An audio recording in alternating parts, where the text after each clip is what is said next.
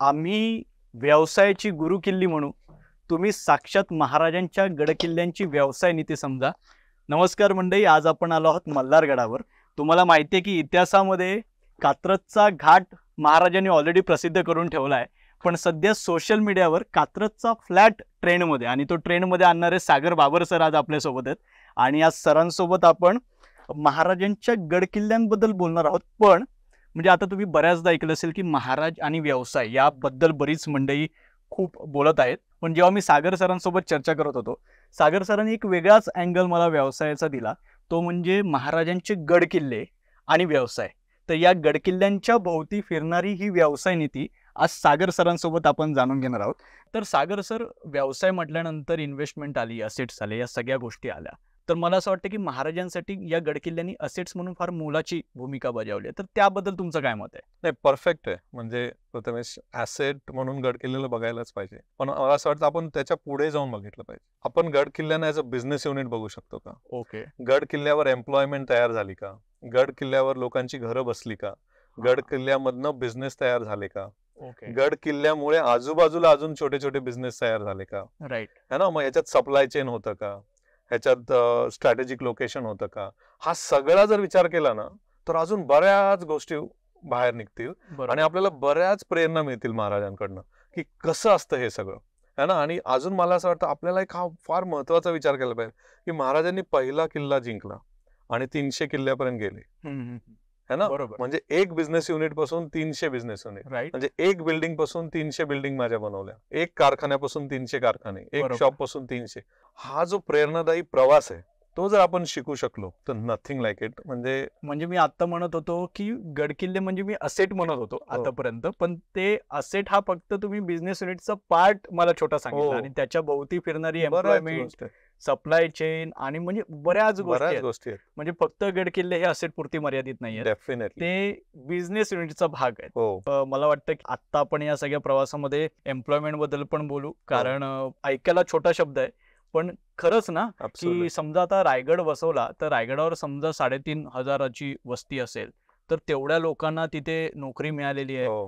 आणि मग त्यानंतर तुम्ही सप्लाय चेन म्हणताय, स्टोरेज म्हणताय, स्ट्रॅटेजिक लोकेशन म्हणताय, तर मग आपण, मला असं वाटतं की हा एक एक मुद्दा वाढवत जाऊया. आता तुम्ही मला सांगितलं की गडकिल्ले फक्त असेट्स नाहीयेत, ते खऱ्या अर्थानं बिझनेस युनिट आहे. मग मला असं सांगा सर की स्टार्टिंगला इन्व्हेस्टमेंट लागते, बरोबर आहे. तर मग भांडवल अर्थात इन्व्हेस्टमेंट आणि गडकिल्ले, ह्या दोन गोष्टी तुम्ही कशा त्याच्यासोबत कसं रिलेट कराल? फार फंडामेंटली. आणि मला असे बरेच प्रश्न येतात, असे फनी प्रश्न पण येतात. माझ्याकडे 25 रुपये खिशात आहे, मी बिझनेस कसा करू, है ना. पण घ्या, जर शिवाजी महाराजांनी हा विचार केला असता तर माझ्याकडे काहीच पैसे नाही, बरोबर, आणि मी हे साम्राज्य कसं उभं करू, स्वराज्य जनतेचं कसं उभं करू, असं होत नसतं. तुम्हाला तुमचं ध्येय जर क्लिअर असेल की मला स्वराज्य बनवायचंय, तुमचं ध्येय क्लिअर की मला हा बिझनेस करायचा आहे ना, मदत मिळते, लिटरली मदत मिळते, लोक मदत करतात, देव मदत करतो.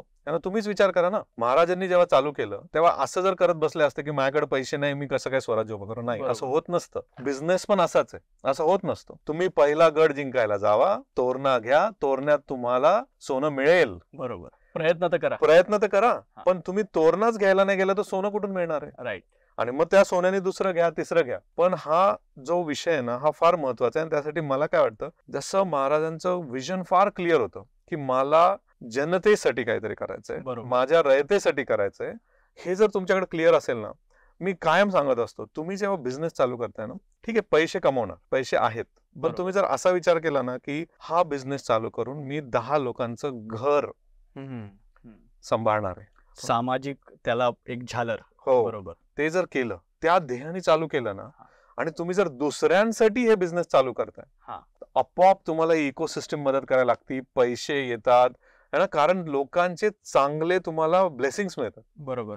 म्हणजे मी पण सर ते रिलेट करतोय, कारण आता जसं तुम्ही म्हणालात की इतरांसाठी करणं, कारण महाराजांच्या काळामध्ये असंख्य मराठा सरदार होतेच की, आणि त्यातल्या खूप लोकांनी स्वतःला राजे म्हणून घोषित पण केलं होतं, पण स्वराज्य महाराजांनीच उभं केलं. म्हणजे महाराज म्हणाले की हे रयतेचं राज्य आहे, बरोबर आहे, त्यामुळे ते स्वराज्य उभं राहिलं आणि बाकीच्यांचं नाही होऊ शकलं, कारण ते स्वतःसाठी लढत होते. एक्झॅक्टली, महाराज रयतेसाठी लढत होते. म्हणजे हे क्लिअर आहे की महाराजांचा थॉट क्लिअर होता, विजन क्लिअर होता.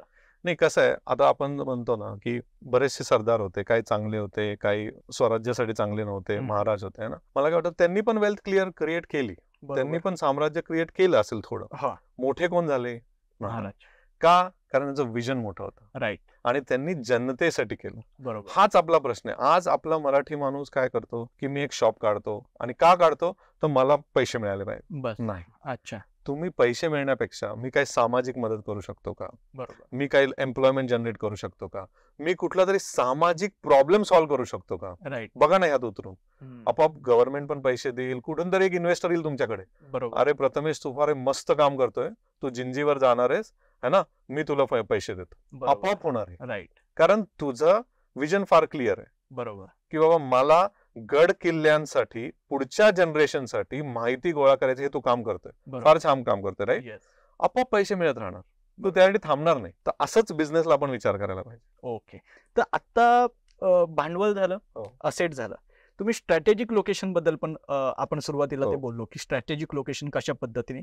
तर व्यवसायामध्ये महाराजांनी ज्या पद्धतीने गडकिल्ले निवडले, काही नव्याने बांधले, काही पुनर्निर्माण केले किंवा पुनर्बांधणी केली, तर हे स्ट्रॅटेजिक लोकेशन किती महत्वाचं आहे व्यवसायासाठी? फार महत्वाचं आहे. म्हणजे कुठलंही घ्या, आणि मला असं वाटतं इनिशियल काळात तर फारच महत्वाचं. बरोबर.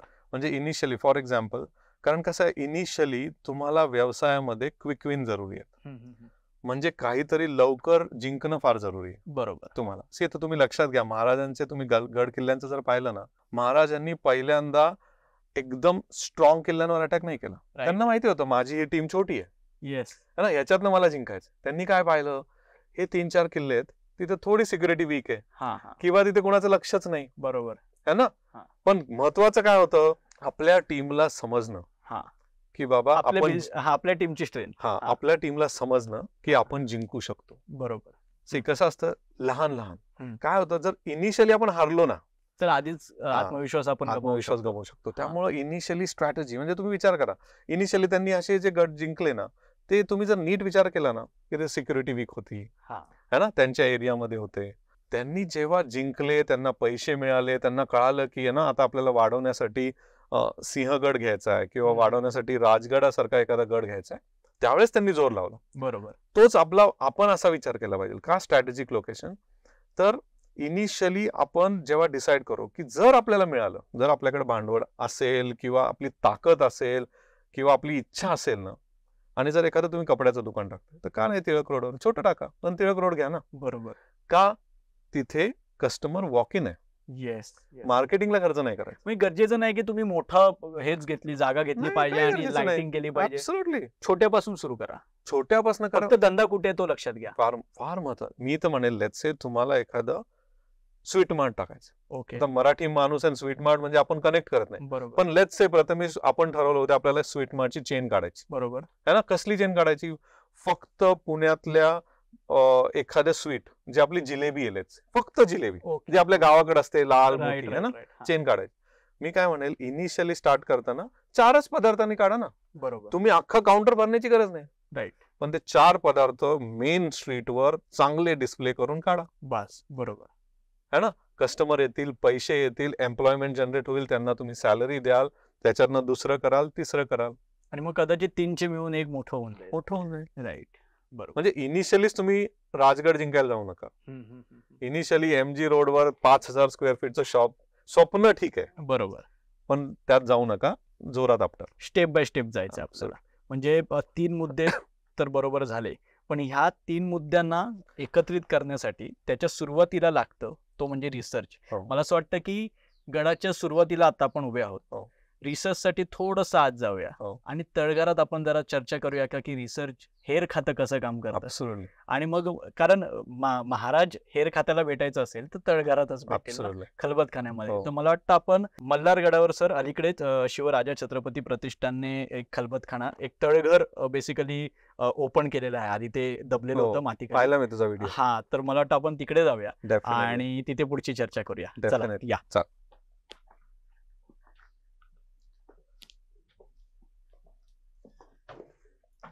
खरं तर सर हे राजवाड्यातलं तळघर आहे, पण थोडं खलबतखान्याचा फील यावा म्हणून आपण म्हटलं की इथे, कारण महाराजांचं हेर खातं आणि खास करून बहिरी नाईक यांबद्दल मला स्वतःला फार अशी उत्सुकता आणि त्यांच्याबद्दल फार जाणून घेण्याची अशी इच्छा असते आणि महाराष्ट्रात ती प्रत्येकाला असते.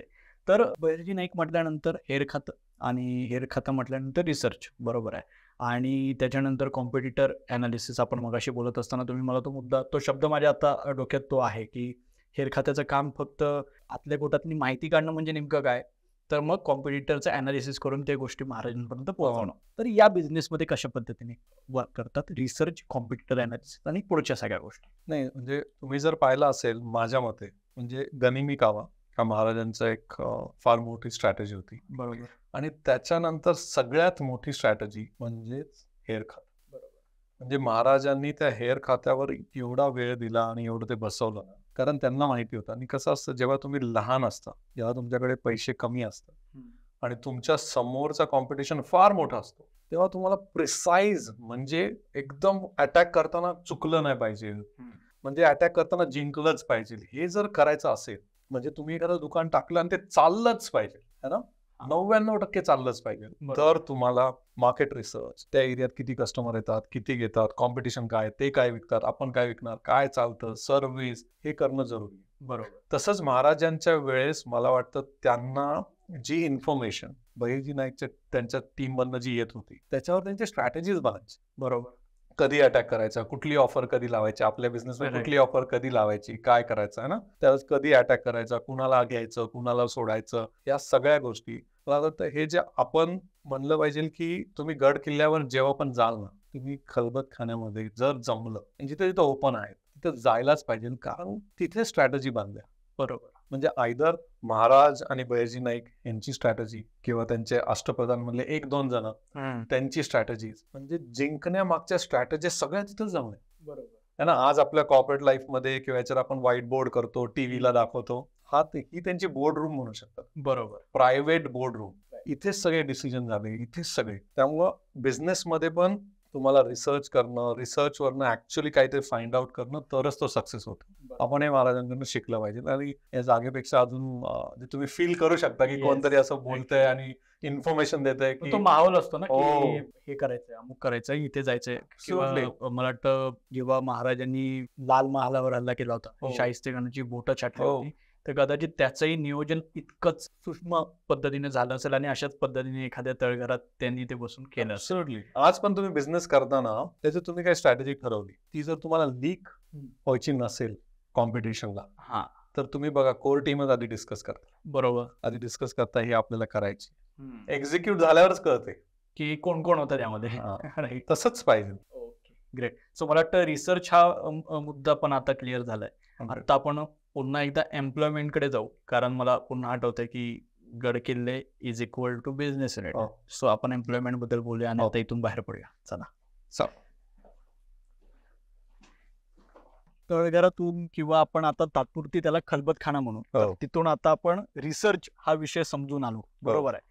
तर मगाशी बोलताना तुम्ही म्हटलं की गड किल्ल्यांकडे आपण बिझनेस युनिट म्हणून बघितलं पाहिजे, बरोबर. आणि त्यामध्ये एम्प्लॉयमेंट तयार होते, त्यानंतर इतर गोष्टी पण तुम्ही त्यामध्ये म्हटलं.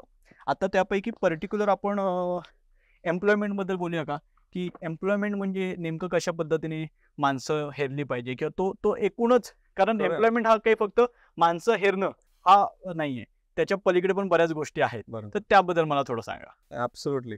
आपण आता रिसर्च बद्दल बोललो, कशी पाहिजे रिसर्च, म्हणजे एखादा बिझनेस चालू करताना रिसर्च कसं पाहिजे, तसंच फार महत्वाचं आहे एम्प्लॉयमेंट. बरोबर. एम्प्लॉयमेंट म्हणा की तुमची टीम म्हणा, ती कशी. आणि सगळ्यात पहिली गोष्ट त्या टीम मध्ये इज सिलेक्शन. मला असं वाटतं महाराजांकडनं आपण काय शिकायचं टीम बद्दल, की कधीच कुठलाही भेदभाव न करता, कुठली जात आहे, कसा दिसतो, काय न करता, त्याच्याकडे आपल्या बिझनेसला लागणारं स्किल आहे का, बरोबर, ह्याला प्राधान्य द्यायला पाहिजे. सगळ्यात फंडामेंटल आहे. म्हणजे जर हा माणूस मार्केटिंग सेल्स मध्ये चांगला आहे ना, तर तो आपल्याला पाहिजेलच. टीम सिलेक्शन म्हणजे मी सांगतो की आता मी पण बऱ्याच मोटिवेशनल लोकांचं ऐकतो, हे मोठे जे झालेत ना एकदम, म्हणजे फेसबुकचे ओनर वगैरे, ते पण काय म्हणतात की पहिली जी तुमची कोर टीम आहे ना, ते सिलेक्शन हा तुमच्या पूर्ण विश्वाचा, बिझनेसचा हा पाया आहे. ओके. आणि तुम्ही बघा ना, महाराजांनी तेच केलं. म्हणजे पहिले त्यांचे जीवलग मित्र किंवा त्यांच्या बरोबर जीव देणारे हे सगळे जण आहेत ना, इतके निवडक सिलेक्ट केले. आपण जसं मगाशी बोललो, हा किती महत्वाचा आहे. म्हणजे एक गावात एक बहिरूपी माणूस हा. तो असे सोंग करत होता. बघा महाराजांचं विजन. त्यांना काय वाटलं की हा माणूस माझ्या टीम मध्ये इतका महत्वाचा आहे की मला मग तो मार्केट रिसर्च आणून देईल का, मला कॉम्पिटिशन म्हणजे आदिलशाह मोगल त्यांची काय माहिती आणून देईल का, बरोबर. तो टीम बनवेल का. त्यांनी सिलेक्ट केलं अशी लोक पाहिजे. महाराजांना काय वाटलं की बाबा आपल्याकडे काही स्ट्रॉंग लोक पण पाहिजे. महाराजांना वाटलं आपल्याकडे सगळे युद्ध नकोय, आपल्याकडे काही लोक लेखनिक पाहिजेत, बरोबर. काही लोक हिशोब ठेवणारी पाहिजे. बरोबर. त्यांनी तशी सिलेक्ट केली. तर आपल्या बिझनेससाठी मला असं वाटतं की आपण ही टीम सिलेक्शन पहिला पार्ट हा महत्वाचा, की कोणाला सिलेक्ट करायचं. आता सिलेक्ट झालं, तुम्ही मोठे झाला, एकाचे 4 गट झाले, एका बिझनेसचे 5 गट झाले. बरोबर. मग आता टीमला सांभाळायचं कसं है ना, टीम वाढवायची कशी, ह्या गोष्टीकडे आपण लक्ष द्यायला पाहिजे. आता सांभाळायचं कसं, तर मला असं वाटतं तुमचं जेन्युअन तुमची एक इच्छा पाहिजे की माझी लोक आहेत. बरोबर. है ना, त्यांना मला काय करता येईल का. आय नो की सुरुवातीलाच तुम्हाला त्यांना इन्शुरन्स देता येणार नाही, पण तुम्हाला माहिती का महाराजांनी त्या काळी 400 वर्षापूर्वी पेन्शन स्कीम चालू केली होती. हो हो हो. बरोबर. म्हणजे आज आपण जे गव्हर्नमेंट मध्ये आहे त्यांनी प्रायव्हेट असताना पेन्शन स्कीम केली होती. बरोबर. म्हणजे युद्धात जर कोणी गेला, शहीद झाला, तर त्याच्यासाठी त्याच्या फॅमिलीला महाराज पेन्शन द्यायचे. बरोबर. बरं त्याचा काही अपघात झाला, त्याचा पाय तुटला, हात तुटला, त्याला शेती करता येत नाही, तर अर्धी पेन्शन द्यायचे. बरोबर. या गोष्टी बरं काय झालं तर पुढच्या पिढीला सिक्युअर करण्याला, मुलाला कुठेतरी नोकरी लावून देणं, हे महाराजांनी त्या काळी केलंय. ह्या ज्या गोष्टी आपण जर विचार केल्या, आपल्या बिझनेसमध्ये आणल्या, आपल्याला एका गडावरून 300 गड नेण्यासाठी कोणी अडवू शकत नाही. बरोबर. डेफिनेटली नाही अडवू शकत. हे टीमसाठी फार महत्वाचं आहे. आणि सर आणखी एक मुद्दा तो म्हणजे की समजा आता तुम्ही सांगितल्याप्रमाणे भांडवल झालं, रिसर्च झालं, चांगली माणसं सुद्धा हेरली आणि आता व्यवसाय माझा स्थिर स्थावर आहे. तर अनेकदा काय होतं म्हणजे आपल्याकडे थोडासा स्पीड आपल्याला दिसायला लागला की मग आपण अजून काहीतरी लोन घेऊन अजून काहीतरी मोठं पटपट झटपट करायला जातो. तर मग व्यवसायाचा साधारण वेग काय असला पाहिजे, त्याला काही मर्यादा असली पाहिजे का, तर ते कशा पद्धतीने असलं पाहिजे. महत्वाचं आहे. म्हणजे आणि बरंच होतं असं म्हणलं तसं की 4 दुकानं झाली आणि आपण एकदम हवेत जातो, आता माझ्याकडे 4 दुकानं आहेत आणि मग डायरेक्ट MG रोडवर मोठं 5 लाख महिन्याचं दुकान घ्यायला जातो. बरोबर. घ्या असलं पाहिजे, पण त्याच्या आधी मला काय वाटतं, जसं महाराजांनी केलं, महाराजांनी 4 किल्ल्यानंतर नाही पण एक 25-30 किल्ले झाल्यावर महाराजांनी काय केलं की सिस्टीम बसवायचा प्रयत्न केला. ओके. म्हणजे महाराज 6-6 महिने युद्धावर नाही जायचे आणि ते काय करायचे, सिस्टीम बसवायचे. बरोबर. म्हणजे मी नसलो तरी गड चालेल का, है ना, कोण तिथं मॅनेजर बरोबर करतोय का, काय सिस्टीम आहे तिथं, बरोबर धान्य जातंय का, जर कोणी अटॅक केला तर 3 महिने लढू शकतो का, 6 महिने तो किल्ला जगू शकतो का. ही सिस्टीम बसवायला त्यांनी फार फार वेळ दिला. बरोबर. तसंच ऍज अ बिझनेसमॅन आपण एकदा सक्सेस झालो ना, ते काय कधी कधी अर्ली सक्सेस असतं, कधी कधी ते जाऊ शकतं. बरोबर. ते जर तुम्हाला मोठे न्यायचंय ना, तुम्हाला तिथे सिस्टीम बसवणं जरुरी आहे. ओके. सिस्टीम म्हणजे एक प्रोसेस आणणं जरुरी आहे की बाबा लेट्स से तुम्ही काही सामान प्रोक्युअर करताय, तर मग तुम्ही नसताना काही सिस्टीमने ते येईल का, त्याच्यात काही फेरफार म्हणजे इश्यू येणार नाही, कोणी त्यात फ्रॉड करणार नाही, हे विषय फार जरुरी आहे. राईट. तसंच महाराजांकडनं आपण काय शिकायचं, सगळ्यात महत्वाचं. तर हा तर झाला प्रश्न आपला कसा की 4 वरनं 400 वर जायचं, त्यासाठी काय करायचं, जसं तू म्हणतो वेग किती असला, वेग किती व्हायला लागला, हे कळालं राईट. आता ह्याच्यात अजून एक गोष्ट आपल्याला समजली पाहिजे ऍज अ बिझनेसमॅन, की तुम्ही बघा महाराजांनी एक 30-35 किल्ले घेतले है ना, आणि परत ते औरंगजेबांना द्यायला लागले पुरंदरच्या तहामध्ये. बरोबर. ते खचले का, नाही. तर बिझनेस मध्ये हे होणं आहेच. लक्षात घ्या, कोणी बिझनेसमॅन, आज कुठलाही बिझनेसमॅन असा नाही की त्याला फक्त सक्सेस दिसतो. राईट. तो वर चढलाय, खाली गेलाय, परत वर गेलाय, है ना.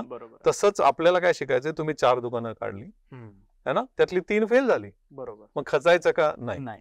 आता ते 1 वरनं मी 200 कसे करणार, हाच विचार करत राहायचा. ह्याच्यातनं मी काय शिकलो, काय झालं, मी सिक्युरिटी सेफ नव्हती का, मी नसताना ते झालं का, ह्या सगळ्या गोष्टी जर करून आपण केल्या तर 1 वरनं 100 जायला अजून सोपं आहे. राईट. बरोबर.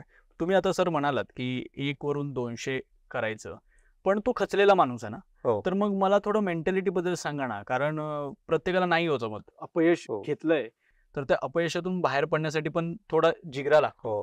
तर तो कसा, म्हणजे तुमच्या आयुष्यात असा एखादा प्रसंग आहे का आणि त्यातून तुम्ही असं बाहेर वगैरे पडलात का, तर त्या वेळेत मेंटॅलिटी काय ठेवायची? सुंदर, एकदम सुंदर प्रश्न आहे.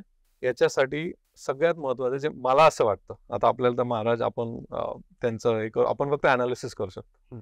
मला असं वाटतं की आपला जर विजन किंवा ध्येय हा दुसऱ्यांसाठी आहे ना, म्हणजे महाराज स्वतःसाठी नव्हते, ते असते तर राजे तर राहिले असते. राईट. त्यांना स्वराज्य दुसऱ्यांसाठी करायचं होतं.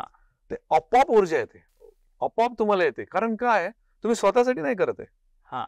तुम्हाला रात्री तू म्हणला माझा काय प्रश्न आहे, मी सांगतो. 2018 साली कोविडच्या आधी आमच्या कंपनीमध्ये 1 महिन्याचा पण पगार देता येईल म्हणजे कंपनी उद्या बंद करायला लागेल अशी परिस्थिती होती. 40 एम्प्लॉई होते. अरे बापरे. ओके. 40 एम्प्लॉई होते, उद्या कंपनी बंद, एवढेच पैसे होते. तर आम्ही खचून गेलो का नाही? का माहिती का? आमच्यासाठी नाही, 40 लोकांचं घर. 40 लोकांच्या घरासाठी आपल्याला काय करायचंय? मग इन्व्हेस्टर बघ, इकडे जा, हे जा, कस्टमर बघ, है ना, ते महत्वाचं. तर आपल्या माणसांनी हा जर विचार केला ना, फक्त हा आय एम टेलिंग फोकस आपल्यावरनं फक्त टीमकडे हलवला ना, बरोबर मार्ग निघतो. म्हणजे एखादा पुरुष आपलं आयुष्य घालवत असतो ते आपल्या घराकडे. परफेक्ट, बरोबर आहे. येस. म्हणजे व्यवसाय तो जर एकटा जगत असेल तर तो बोलेल ठीक आहे, जाऊ दे, आता पडलो ते तर मी पडूनच राहतो. पण तो म्हणतो की नाही, माझा आता कुटुंब आहे, मला करायला पाहिजे. एक्झॅक्टली त्याच पद्धतीनं व्यवसायाचं विजन आहे तर तुम्हाला तो आपोआप मार्ग मिळणार आहे आणि तुम्ही त्याच्यात. आणि तुम्ही स्वतःसाठी करत नाही, लक्षात घ्या. हे खूप ज्ञान देतील.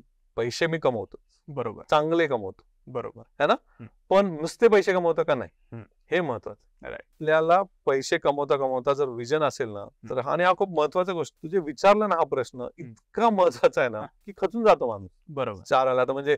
आणि आपल्याकडे अशी लोक आहेत, म्हणजे जेव्हा मला पण होती, तू बंद कर, तुला काय येणार आहे चालू करता कंपनी, कशाला काय करतो.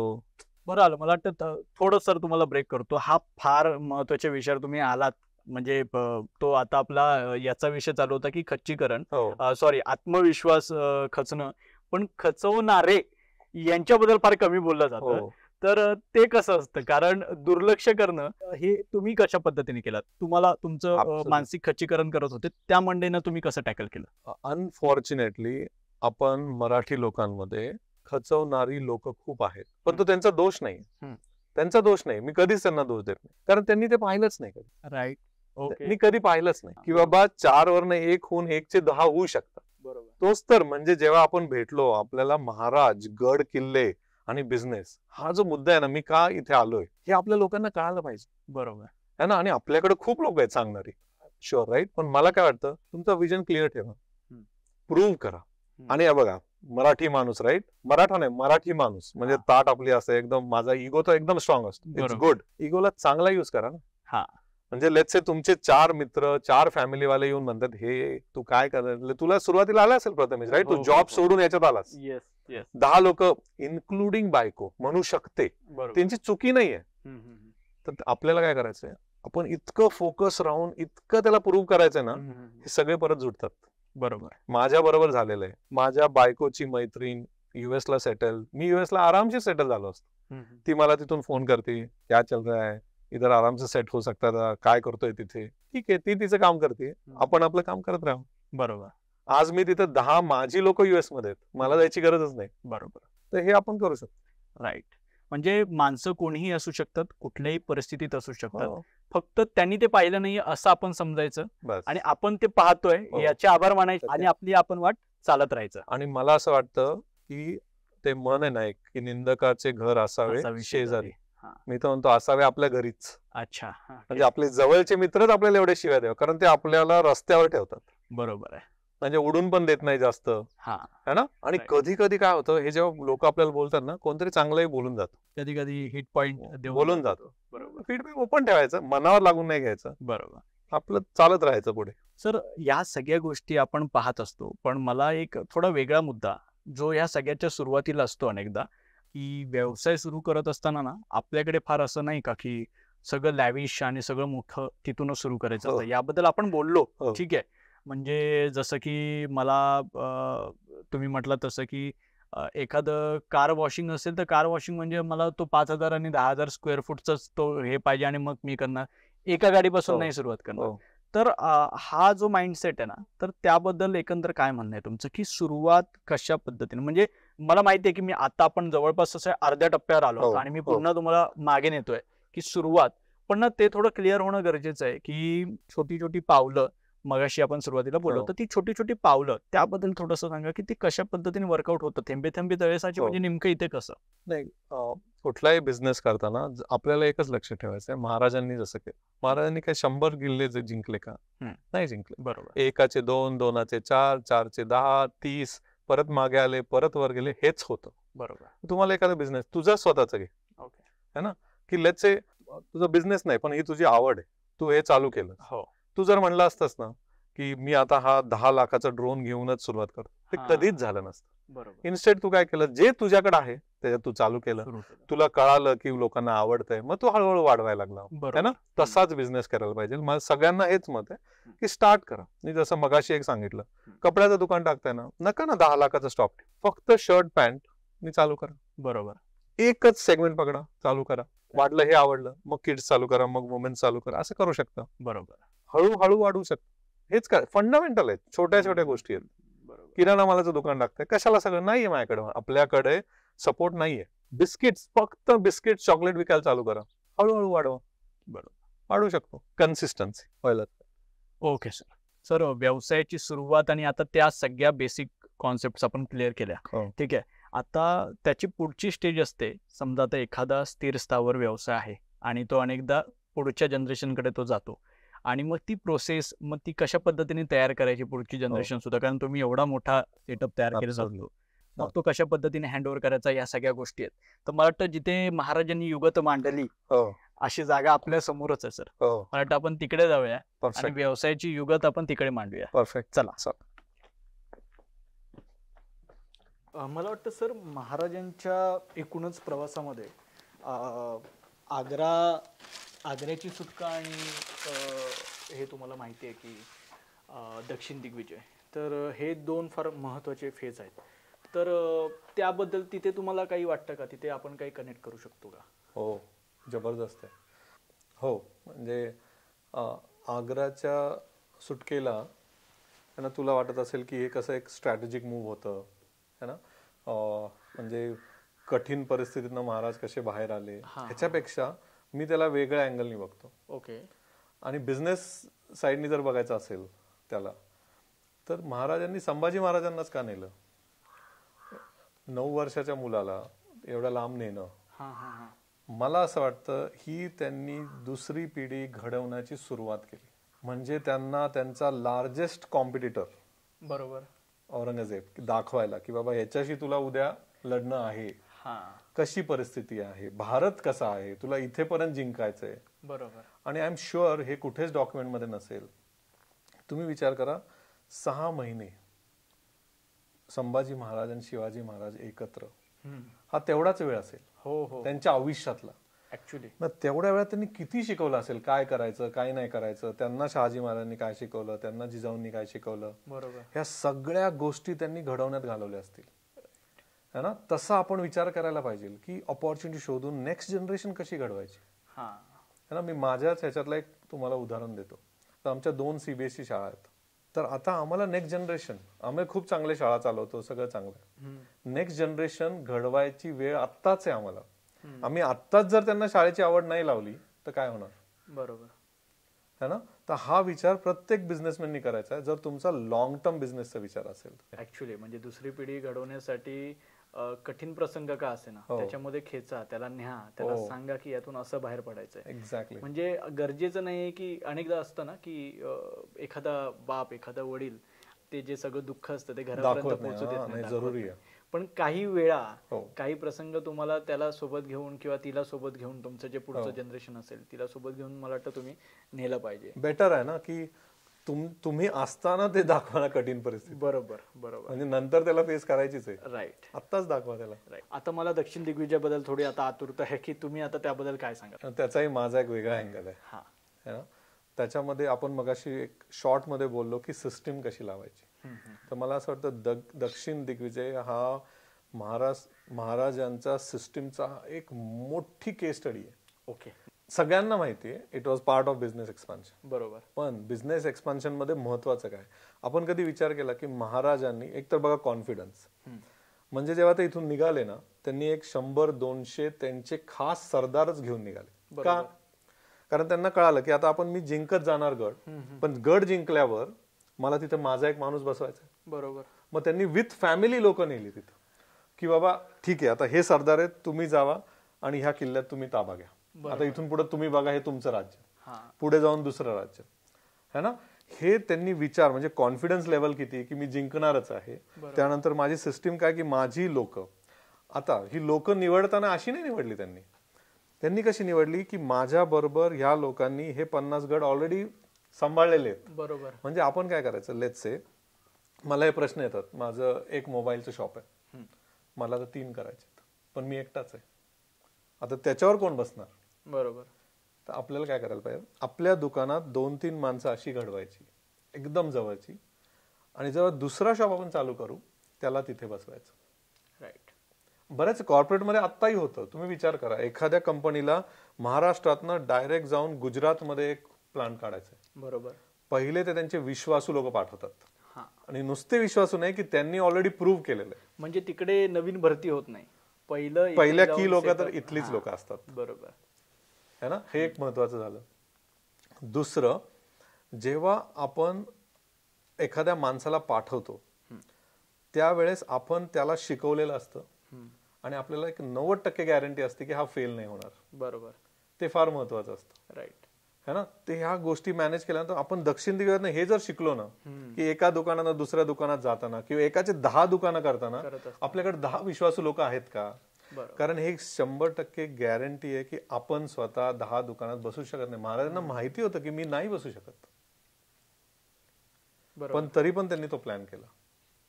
अच्छा, म्हणजे दक्षिण दिग्विजयातून आपल्याला फक्त बिझनेस एक्सपान्शन शिकायचं नाहीये, तर सिस्टीम बसवणं, ती तिथे सेट करणं हे शिकायचं आहे.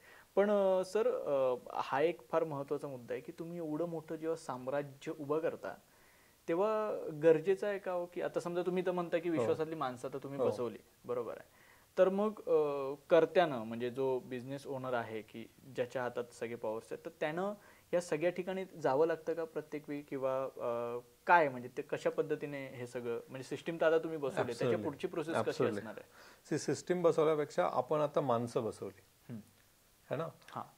आणि इम्पॉसिबल आहे एखाद्याला जाणं. फॉर एक्झाम्पल, आज आपल्याकडे फार मोठी एक मॅकडोनल्डची ट्रेंड आहे अख्ख्या जगामध्ये. बरोबर. त्याचा मालक तिथे जाऊ शकणार नाही. बरोबर. है ना. ह्याचा अर्थ काय, त्याला पुण्यातलं दुकान कसं चाललंय माहित नाही असं नाही, त्याला सगळं कळतं.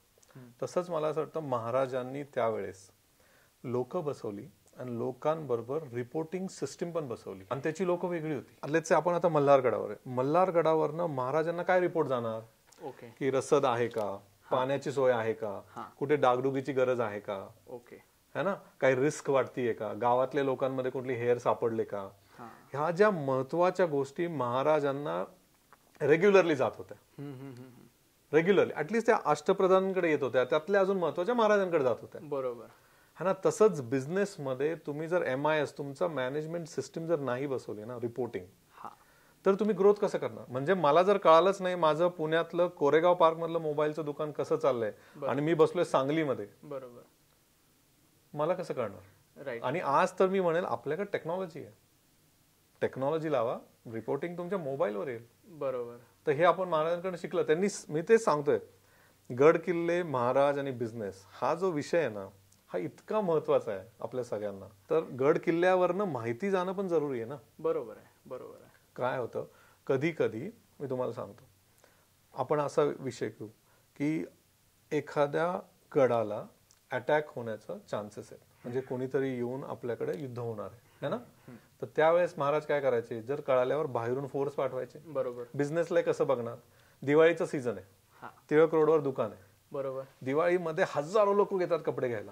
एक सेल्समॅननी होणार आहे का, 2नी होणार आहे का, नाही. बरोबर. मग अशा एरियातले काही लोक आहेत जिथं दिवाळीचा सीझन साजरा नाही होत, तिथली लोक इथे आणू शकतो का. राईट. है ना. कारण मला ह्या बिझनेसला तेव्हा गरज आहे. बरोबर. ही सगळी पद्धत आपल्याला महाराजांकडून शिकली पाहिजे. राईट. म्हणजे हे फार महत्वाचं आहे, कारण सिस्टीम बसवली त्यानंतर त्यांनी लक्ष ठेवण्यासाठी आणखी एक वेगळी सिस्टीम हो. बसवली रिपोर्टिंगची. एक्झॅक्टली. सर इतिहासामध्ये मला वाटतं असेही काही उल्लेख आहेत की महाराज सरप्राईज पण द्यायचे, जाऊन डायरेक्ट व्हिजिट करायचे आणि पाहायचे की काय चाललंय की नाही, म्हणजे येणारं रिपोर्टिंग सुद्धा आहे की नाही खात्रीलायक, यासाठी महाराज जाऊन तिथे अचानक जायचे. तर हेही मला वाटतं फार महत्वाचं आहे. खूपच. म्हणजे लेट्स से तुमच्याकडे 10 स्टोअर्स आहेत है ना, तर महाराजांनी आपण काय शिकायचं की 2 गोष्टी आहेत त्याच्यात. एक की मी बसवलेली सिस्टीम चालली आहे का, एक पहिली गोष्ट. त्याच्यात काही फ्रॉड होत नाही का, आपलीच लोक आहेत, पण तरी पण आपलं लक्ष पाहिजे. आपण तिथे जाऊन यायला पाहिजे, वर्षातनं एकदा जाऊ आपण, जाऊन यायला पाहिजे. दुसरं, आपण जिथे जो मॅनेजर बसवलाय ज्याच्यावर आपण एवढा विश्वास टाकतोय, त्याला काही प्रॉब्लेम आहेत का, त्याला काही पर्सनल प्रॉब्लेम आहेत का, त्याच्या घरी काय चाललंय का. कारण तो जर इफेक्ट झाला तर आपल्या बिझनेसवर इम्पॅक्ट आहे. ह्या दोन्ही गोष्टी म्हणजे ह्युमन पण आणि बिझनेस पण, ह्या दोघांना करण्यासाठी तुम्हाला तिथे जाणं फार जरुरी आहे.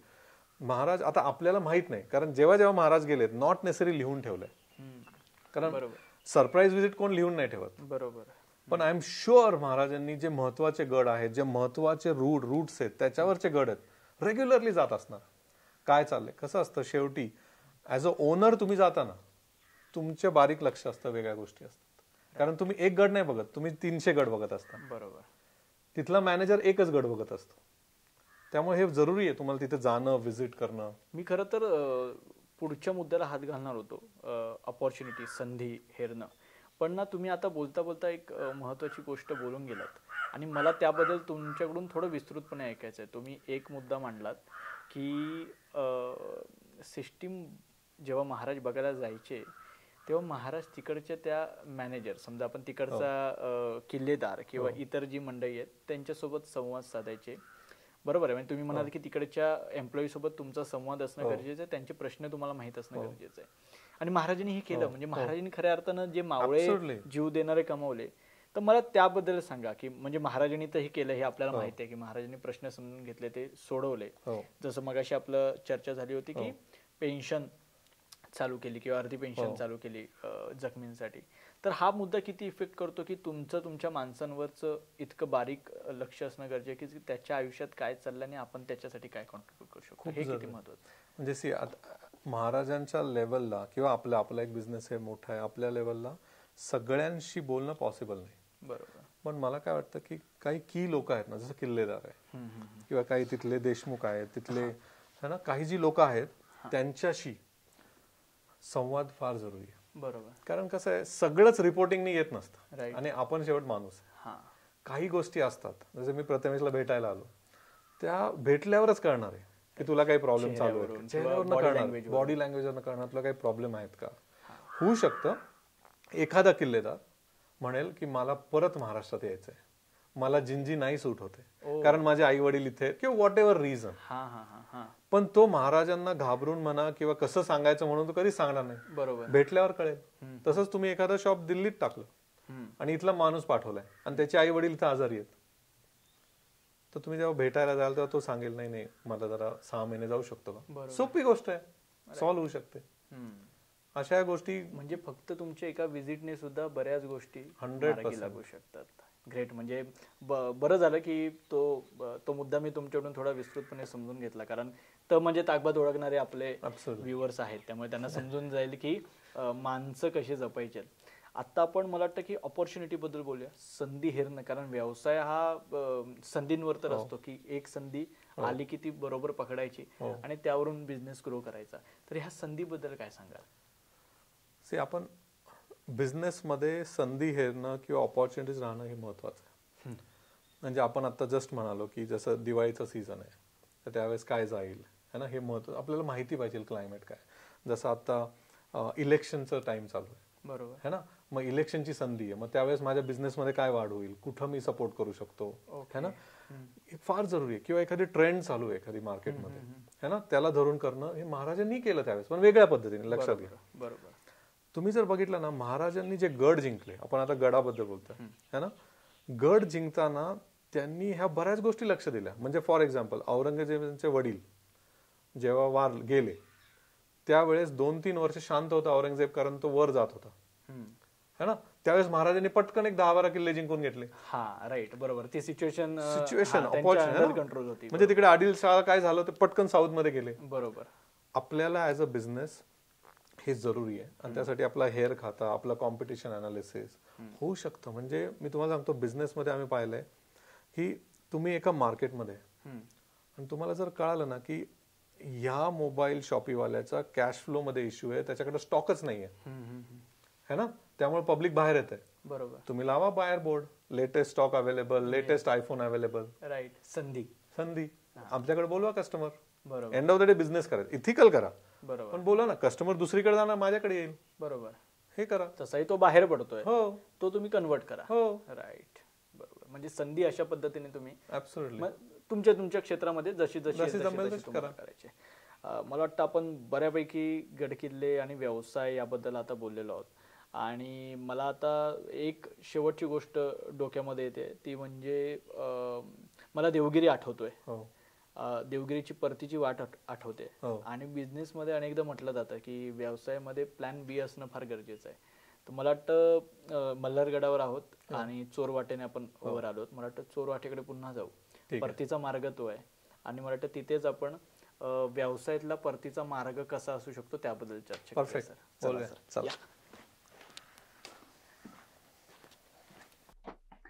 खरं तर सर, परतीच्या मार्गाकडे आणण्याचं कारण असं होतं की परतीच्या मार्गाचे बरेच अर्थ असू शकतात. मग तो प्लॅन बी पण असू शकतो किंवा अडचणीच्या प्रसंगांमध्ये कसं बाहेर पडायचं हेही असू शकतं.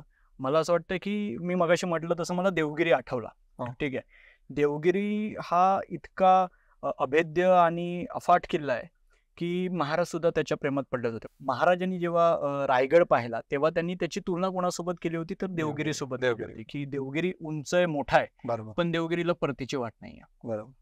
तीच चूक जी यादवांनी केली होती आणि त्याच्यामुळे यादव साम्राज्य संपलं, ती चूक महाराजांनी सुधारली आणि महाराजांनी रायगडावर वाघ दरवाजा तयार करून घेतला आणि त्याच वाघ दरवाजामुळे पुढे भविष्यामध्ये राजाराम महाराज निष्ठून गेले. तर ह्या सगळ्या गोष्टींमध्ये नेमके आपण चोरवाटेकडे आहोत. तर चोरवाट, परतीची वाट आणि व्यवसाय याकडे तुम्ही कसं पाहता? चोरवाट म्हणण्यापेक्षा परतीची वाट, किंवा त्याला तुम्ही म्हणू शकता प्लॅन बी. ओके. बिझनेस मध्ये किंवा बिझनेस मॉडेल मध्ये अजून काहीतरी. बरोबर. जसं महाराजांनी केलं रायगडावर, तसं बिझनेस चालू करताना तुम्हाला प्लॅन बी लगेच कळत नाही, पण तुम्ही बिझनेस चालू होतो, सेट होतो. जेव्हा तुम्हाला कळतं ना की आता माझा बिझनेस थोडा बहुत सेट होतोय, त्यावेळेस लगेच तुम्हाला प्लॅन बी म्हणजे माझ्या याच्यामध्ये मी म्हणतो बिझनेस मॉडेलला थोडं ट्विक करायला पाहिजे. ओके. म्हणजे काय की लेट्स से कपड्याचं दुकान टाकलं ना, ते चांगलं चाललंय, पण जसं कठीण परिस्थिती येणारच कधी ना कधी, वर्स्ट केस आली, बरोबर, कोणाचे येऊ नये पण आली, आणि जसं महाराजांबरोबर झालं की रायगडावर हल्ला झाला आणि जायला लागला, तसं तुमचं एक दुकान आहे आणि ते दुकान तुम्हाला बंद करायची वेळ आली. बरोबर. तर तुम्ही जेव्हा चालू करताना तेव्हाच तुमच्याकडे प्लॅन बी स्ट्रॅटेजी डे वन पासून पाहिजे. तुम्ही एकावर अवलंबून राहू शकत नाही. ओके. सुरुवातीला ठीक आहे, तुम्ही पूर्ण जीव लावा, तो बिझनेस सेट करा, पण 1-2 वर्ष 3 वर्ष झाले, आयदर तुम्ही दुसरी ब्रांच काढा, म्हणजे ऍटलीस्ट तुम्ही एक रिस्क मिटिगेट करताय. बरोबर. दुसरी ब्रांच नाही काढते तर अजून त्याच्यात काही पिवोट करू शकता का? जसं मोबाईलचं दुकान आहे तर ऍक्सेसरीजचं वेगळं काढू शकता का?